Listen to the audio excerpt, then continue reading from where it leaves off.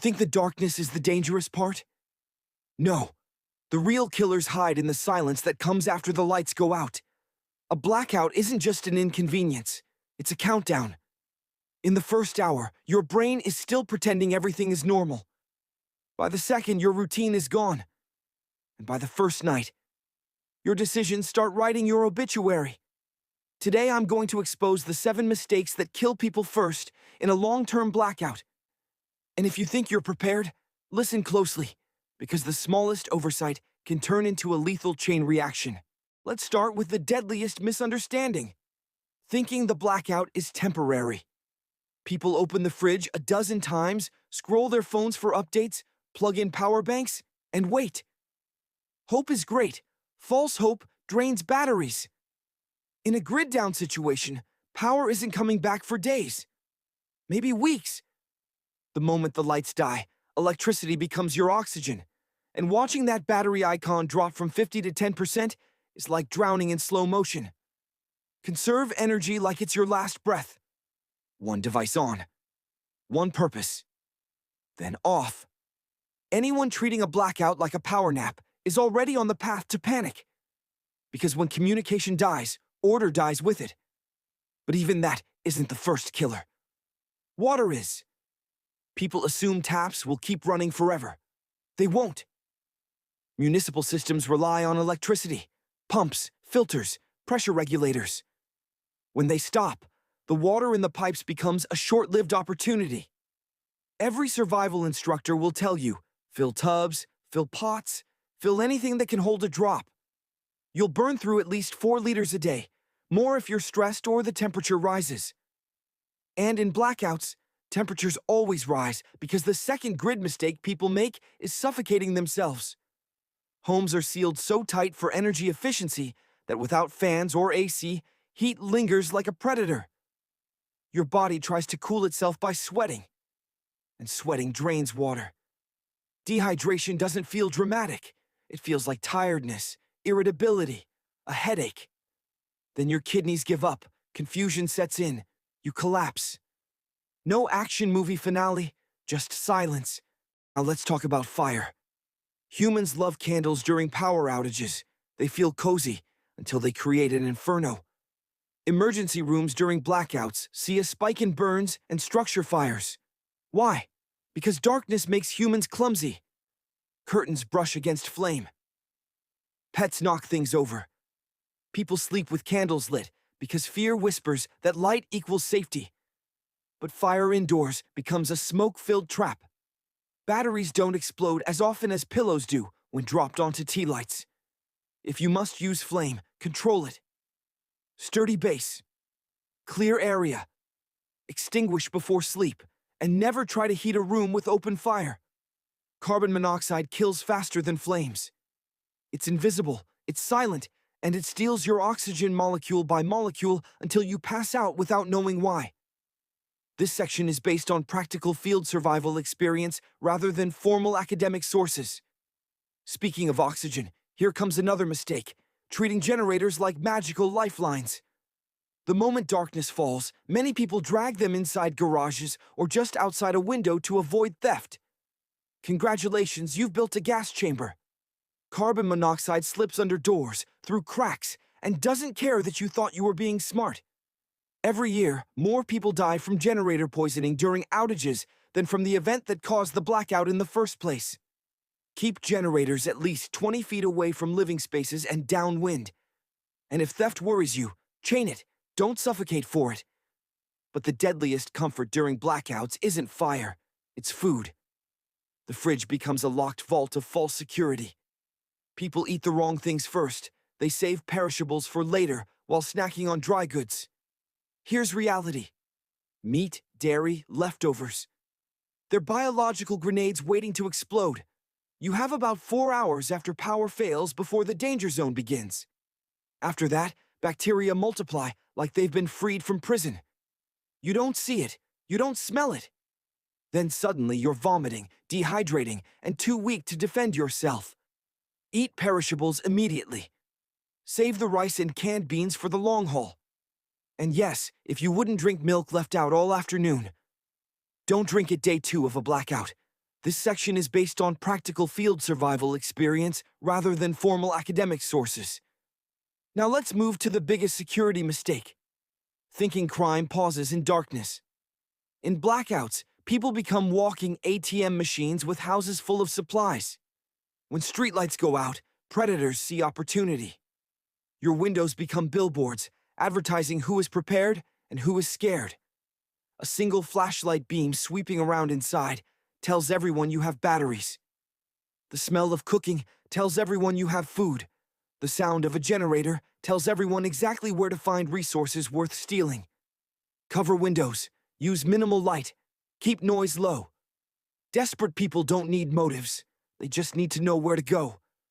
But there's something worse than strangers. Isolation. Humans are tribal by design. When fear grows, the mind starts to malfunction. People stop checking on neighbors. They disconnect out of paranoia, telling themselves, I can handle this alone. That's the mistake the Blackout wants you to make. The strongest survival strategy in any collapse is alliances. Share watch shifts, share tools, share information.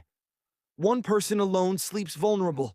3 people can build a rotation. 4 can secure a perimeter. 7 can defend a resource. Lone wolves don't win. They disappear.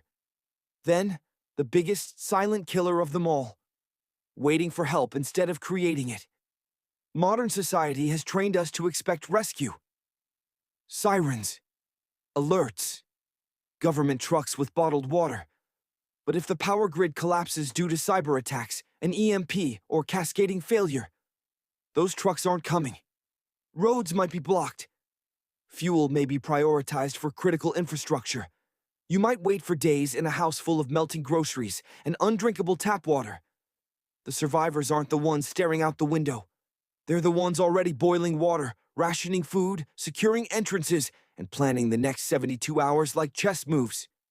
Action is oxygen for the mind. Waiting is poison. And here's the punchline nobody wants to admit. Every blackout exposes how fragile life has become.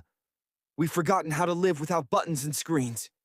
But now you know the traps. Conserve power. Secure water. Respect fire. Ventilate generators. Eat smart. Stay low profile. Build allies. Act early. A blackout doesn't kill strong people. It kills unprepared ones who think comfort is a right and that panic is normal. The night doesn't care. The grid doesn't care. But your choices? They care enough to keep you alive. So when the world suddenly goes silent, what will you do first? You're still here? Good. That means you understand something most people don't. The blackout is just the first domino. Once it falls, every system designed to keep society safe begins to collapse one at a time. And the next mistake people make is assuming the night is static. It isn't. Every hour changes the rules of survival. Take hygiene. People think, it's fine, I'll skip a shower for a few days. Sure, until your sweat, bacteria, and food scraps turn your body into a petri dish of infections. Cuts get nasty fast without clean water.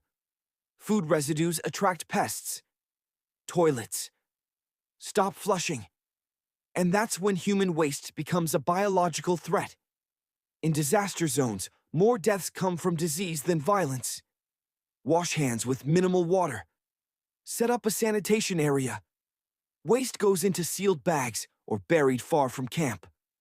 The power might be gone, but germs are still working overtime. The smartest survivors fight the invisible enemy first. Then there's your mind.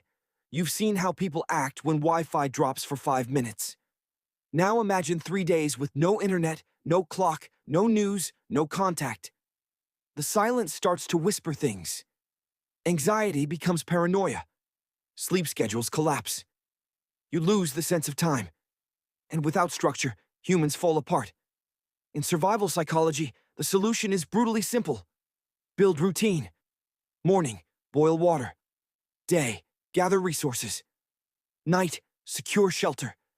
Purpose keeps panic away. A blackout isn't a vacation from life. It's a test of whether you remember how to live. But mental strength isn't enough when another blackout predator lurks right outside. the cold. You might think heat stroke is the big one after AC dies, but winter blackouts? They're killers in disguise. Hypothermia doesn't hit like in the movies. No frozen icicles on your eyelashes. It starts as confusion, then clumsiness, then sleepiness that feels like comfort. People crawl under blankets and never wake up. Layer clothing, loose, not tight. Trap warm air. Share heat with others, but never breathe under blankets. Moisture cools the inside. But listen carefully. Never heat a room with a charcoal grill or stove. If the cold doesn't get you, the carbon monoxide will. This section is based on practical field survival experience rather than formal academic sources. And speaking of fuel, here comes the mistake that comes from desperation. Burning anything. Furniture, plastic, treated wood. Toxic fumes fill the space and lungs become collateral damage. Fire is a tool with rules. Break them and it becomes a predator. Instead, collect dry sticks and hardwood. Now, not when you're freezing. The night rewards those who prepare while the sun is still up. Now let's talk communication, because in a blackout, information is currency. People depend entirely on their phones. But once networks fail, the device becomes a flashlight with trust issues. A crank-powered radio or a basic battery radio becomes gold. It tells you what's happening beyond your street. It lets you know whether this is a 24-hour inconvenience or civilization malfunctioning. Knowledge replaces fear with strategy. The one who knows what's coming survives what arrives. Yet even knowledge won't save you from blackout mistake, number whatever you want to call it. Staying put when you're in danger. Maybe your building is unsafe. Maybe your water is contaminated. Maybe the crime around you is escalating, but humans cling to familiar walls even when those walls are traps. Survival principle. Mobility is life. Have a go bag ready. Backpack, water, light, knife, warm layer, identification, cash. Leave before you must run. Because once chaos erupts, the roads jam, stores empty, and the exits vanish. And here's the twist. Surviving a blackout isn't about having the most gear. It's about having the fewest mistakes. People imagine survival as epic battles and cinematic hero moments. Nope. It's bottled water, hand hygiene, quiet nights, rationed batteries, and choosing not to do the dumb thing because fear told you to rush. Every smart decision stacks into a shield against the darkness. There's one more truth most won't face. When the power goes out, roles reverse. The unprepared become prey. The resourceful become leaders. And the ones who took time to learn become hope. Because once the lights finally flicker back to life, people will remember who kept them safe, who shared, who acted. Survival isn't selfish, it's contagious. And the allies you build in the dark might be the very people who'll follow you into the dawn. The blackout ends eventually. They always do. But the next one might last a little longer. Might test you a little harder. Might arrive when you least expect it. And now you know the mistakes, so you don't have to make them. The world is one overloaded transformer away from chaos. But you'll be the one standing when the lights come back on. Just remember, the darkness is never the threat. It's what you failed to do inside it that decides who lives long enough to see the sunrise.